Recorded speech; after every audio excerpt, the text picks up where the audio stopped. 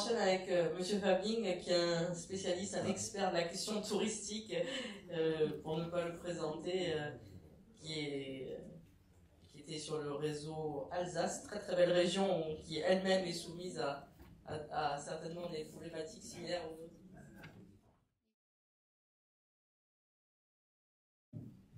Bien, bonjour à tous et merci de m'avoir invité. Donc je vais vous parler, je vais aller très vite, hein, vous l'avez compris, des perspectives dans le tourisme. Et je vais commencer par juste, vous voyez mon pédigré ici, mais j'insisterai surtout sur la partie gauche. Je travaille aussi pour une association qui s'appelle les Francophonies d'innovation touristique, qui est une association internationale avec des Québécois, enfin des francophones de tous les pays.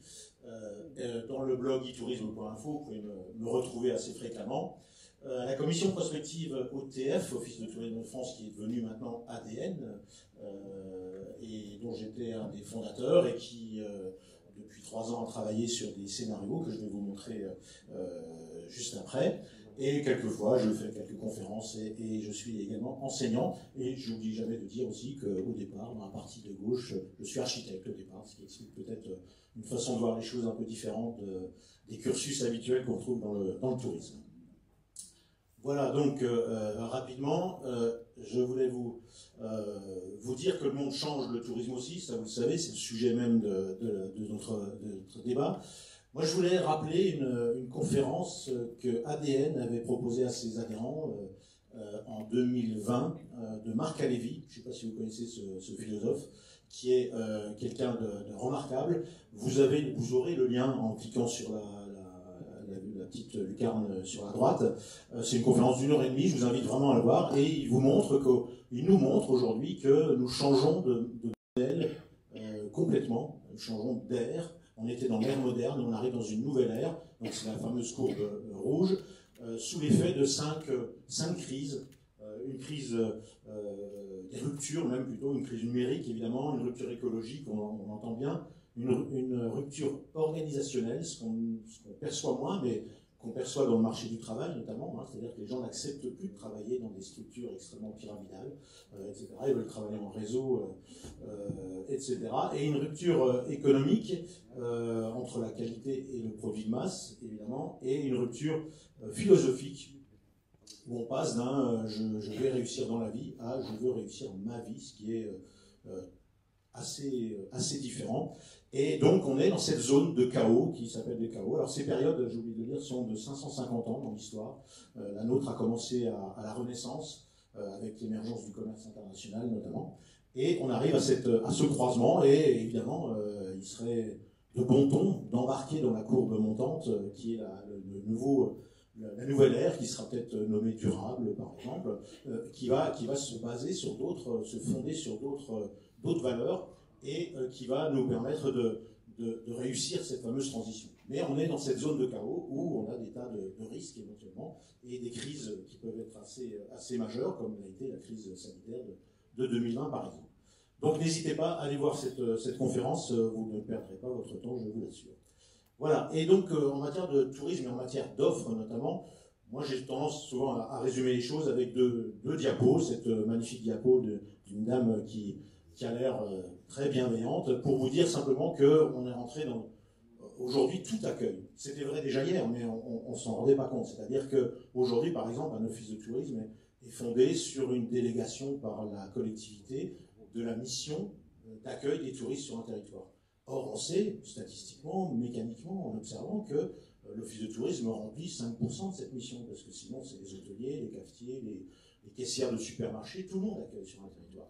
Et de plus en plus, cette conscience imprègne, et on se rend compte que la question alors certains l'appellent l'hospitalité, moi je préfère l'appeler l'accueillance, qui est un terme un peu plus approprié. Ce plaisir d'accueillir est hyper important dans même l'attractivité du territoire. C'est une nouvelle dimension de l'attractivité qui est indispensable, ce qui génère évidemment la nécessité de mesurer la satisfaction de vos visiteurs quand vous les recevez, pour qu'on puisse adapter les stratégies. Mais toute stratégie touristique aujourd'hui devrait avoir un volet accueillance ou hospitalité, si vous préférez ce terme-là.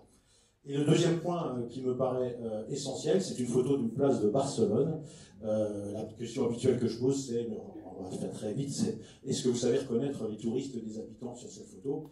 Assurément non, c'est assez rare qu'on puisse le voir, quelquefois avec, quand on a un guide avec un parapluie ou des choses comme ça, on reconnaît des badges, mais en règle générale, on ne reconnaît pas. Ce qui veut dire qu'aujourd'hui, le touriste, il faut vraiment le considérer comme un habitant temporaire et pas comme un produit commercial, tout simplement. C'est-à-dire que les aspirations des touristes sont de plus en plus exactement les mêmes que celles des visiteurs, y compris en matière de cadre de vie, en matière de fréquentation, de densité de fréquentation, etc., etc.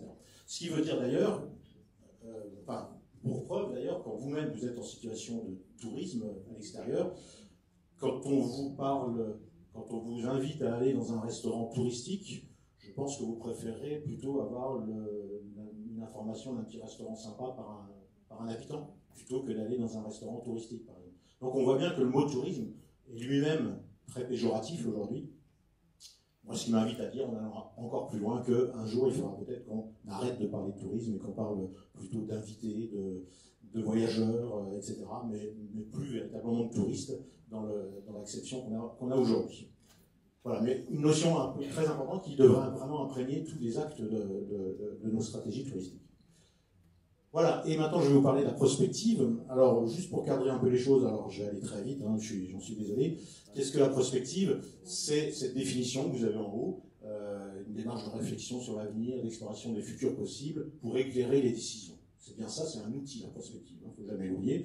En restant humble et avec beaucoup d'humilité, j'aime bien citer ce grand homme, ce grand philosophe qui s'appelait Pierre Dac, qui nous disait que la prévision est difficile, surtout lorsqu'elle concerne l'avenir. C'est-à-dire qu'on est effectivement dans presque sûr de se tromper quand même, globalement. Voilà, il y a des choses qui vont arriver, mais certainement pas toutes. Qui aurait prédit en 2018-2019 une pandémie mondiale, enfin le bouleversement qu'on a connu en 2020? Je pense pas grand monde en fait. Voilà, et donc au niveau d'ADN, je vous ai mis un énorme QR code pour que vous puissiez le flasher. Il y a une commission prospective pour laquelle j'ai travaillé pendant 3 ans, ces derniers 3 ans, pour sortir ce document qui s'appelle 4 scénarios pour l'avenir du tourisme. C'est une réflexion prospective d'une commission qui regroupe un certain nombre de techniciens des différentes structures touristiques institutionnelles en France, et qui s'est attelé à ce travail en prenant comme modèle ce qu'a fait l'ADEME. Je ne sais pas si vous avez vu les scénarios ADEME qui étaient très très bien faits. On a pris la même méthode, on s'est fait aider et accompagner par des spécialistes de la prospective, de la méthode prospective. Donc vous pouvez l'obtenir sur le site, il est disponible, il est public. Et donc vous rappelez qu'en termes de méthode, vous avez d'abord évidemment un cadrage. Qu'est-ce qu'on veut voir? C'est quoi l'objet de notre prospective? Le deuxième point, c'est évidemment quelles sont les variables, qu'est-ce qui va faire varier la prospective qu'on va pouvoir mesurer. Et le dernier, c'est de produire des scénarios pour essayer d'imager et d'essayer de se projeter dans l'avenir. Donc sur la partie, sur l'objet prospectif, alors là aussi, ça a été un travail, ça paraît rapide en mettant une diapo comme ça, mais ça a été un travail de quelques séances collectives pour se mettre d'accord sur ce qu'on allait essayer de voir. Et donc notre objet prospectif, il était aussi de travailler sur les comportements touristiques et ce que ça impliquait comme impact sur les structures touristiques institutionnelles. Voilà pour l'objet touristique. Sur les variables, on en avait trouvé 12. Là aussi, c'était un travail de plusieurs mois en fait. Et pour chacune de ces variables, on a essayé on a fait une rétrospective sur 10 ou 15 ans en arrière, savoir comment ces variables ont évolué. Quand je prends par exemple le rapport au travail, comment ce rapport au travail a changé depuis 15 ans. On a fait une recherche documentaire, on a essayé de travailler là-dessus, on l'a fait pour les 12, et pour chacune de ces 12 variables, on a essayé ensuite d'imaginer ce que pourrait être la tendance, c'est-à-dire si on tire le fil, qu'est-ce que ça donne dans 10 ans, dans 15 ans. Notre cas de figure, c'était de le voir pour 2033, donc pour une échéance de 10 ans, vers quoi on allait aller, et ensuite imaginer des ruptures. C'est là où on arrive à trouver des scénarios assez surprenants quelquefois, c'est-à-dire on imagine quelque chose, un retournement de situation. pour une raison X ou Y, et on essaye d'avoir 2 ou 3 hypothèses de rupture pour chaque variable. Vous voyez le principe. Et ensuite, à l'aide de ces variables, en les mixant les unes avec les autres, on essaye de définir un certain nombre de scénarios pour essayer d'imager la suite autour de... Alors donc on en a trouvé 4, donc celui-là il est tout droit parce que c'est ce qu'on appelle le scénario tendanciel, c'est-à-dire c'est celui qui continue ce qui existe aujourd'hui, si vous voulez, en tirant un peu les fils. Donc on l'a appelé les changements immobiles, on verra, je le détaillerai un tout petit peu tout à l'heure. Un deuxième qui est la régulation centralisée, la mise en page a un petit peu sauté, mais c'est pas grave. Et le troisième s'appelle coopération locale. Et le dernier, les futurs libéraux. Donc vous voyez 4 scénarios, donc un tout droit qui est le tendanciel, et 3 qui sont des scénarios dits contrastés, c'est-à-dire qui s'éloignent de la tendance classique. Donc maintenant, si on fait le détail, rapidement, vous aurez les diapos, donc vous pourrez le lire tranquillement. Vous avez à l'échéance 2033, pour chaque scénario, un descriptif de ce que sera le monde en 2033, selon ce scénario, et donc l'impact sur le tourisme. Donc sur ce scénario, ça ne vous étonnera pas qu'il n'y a pas de grand bouleversement, puisqu'il est tendanciel, justement. Donc on parle évidemment d'une prise de conscience écologique, de s'adapter, d'être conscient de son impact carbone, etc. Mais le tourisme reste une clé du développement local de certains territoires, et donc on continue à le développer en essayant d'amoindrir éventuellement les impacts environnementaux. Voilà, on ne les remet pas en cause, on ne remet pas en cause le fait même qu'il y ait des gens sur un territoire. Deuxième, c'est un peu ce que nous décrivait Jessica tout à l'heure en Bretagne, c'est-à-dire comment on traite les points de surfréquentation, plutôt que de dire on va limiter la fréquentation touristique. Deuxième scénario, j'espère que je respecte le temps, parce que c'est éteint, ça va. Deuxième scénario, donc régulation centralisée. Alors là, ça va vous faire plaisir encore, c'est le retour de l'État, très fort, très puissant, qui va essayer de tout gérer, c'est-à-dire qu'on se rend compte qu'il y a des problèmes, donc on a des super préfets qui sont nommés, qui vont gérer l'essentiel du tourisme, donc c'est un retour en arrière par rapport à la décentralisation, bien sûr, et on a des collectivités locales qui viennent juste s'adapter à la politique nationale qui est décidée, évidemment, au niveau jacobin, pour reprendre le terme de tout à l'heure, qui est décidé à Paris. Voilà. Mais c'est aussi un scénario de confort, il ne faut pas l'oublier, pour les usagers que nous sommes, c'est-à-dire on a un État de plus en plus protecteur et de plus en plus qui accompagne nos vies. Quand vous voyez la réaction des gens lors de la pandémie notamment, l'État protecteur, tout le monde le demandait, tout le monde le réclame, tout le monde se retourne vers l'État pour régler la majorité des problèmes. Donc c'est pas un scénario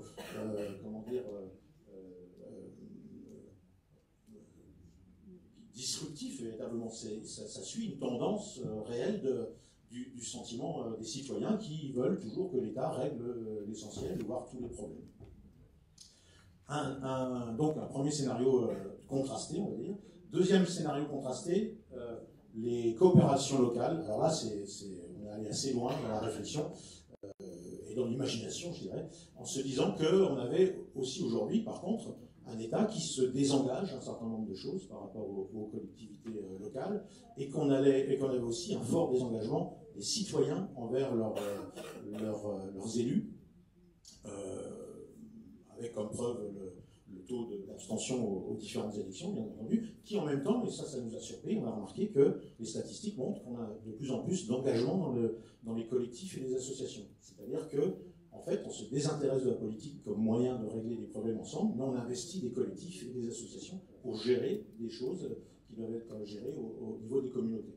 Et donc, on a imaginé aller assez loin sur le fait que localement, on pourrait se mettre en place des communautés, comme il en existe énormément aujourd'hui déjà, sur les réseaux sociaux, mais aussi dans la vraie vie, qui prendraient de plus en plus de pouvoir, voire qui pourraient, sous l'effet d'une expérimentation territoriale bien senti, pourrait remplacer un certain nombre de collectivités, en tout cas sur un certain nombre de domaines, et donc qui pourrait gérer un certain nombre de choses sur les territoires, en lieu et place des institutions que nous avons aujourd'hui. Alors évidemment, pour une association ADN qui regroupe les institutionnels du tourisme, c'est carrément imaginer que les institutionnels disparaissent, ou à peu près, quoi, hein. Donc c'était quand même assez rude à imaginer, mais il nous a semblé que c'était important de le faire. Et évidemment, au niveau, alors je vais très vite, mais au niveau technologique, ce scénario s'appuie évidemment sur ce qu'on appelle le Web3, la blockchain, les monnaies virtuelles, etc., qui sont des moyens de...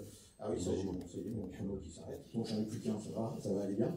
Donc voilà, un scénario vraiment très contrasté, mais qui a du sens aussi sur cette idée que on va aller vers peut-être un tourisme qui s'appellera plus un tourisme, mais très affinitaire, puisqu'on a même imaginé dans ce scénario que c'était les communautés locales qui faisaient des appels d'offres à visiteurs, en fait, en disant venez chez nous parce qu'on a besoin de gens pour aller compter, alors je dis n'importe quoi, mais aller compter les oiseaux dans la forêt, ou aller faire de la permaculture, ou, etc. Etc. C'est-à-dire que c'est la population locale qui définit ses besoins, et par affinité des gens qui viendraient sur le territoire.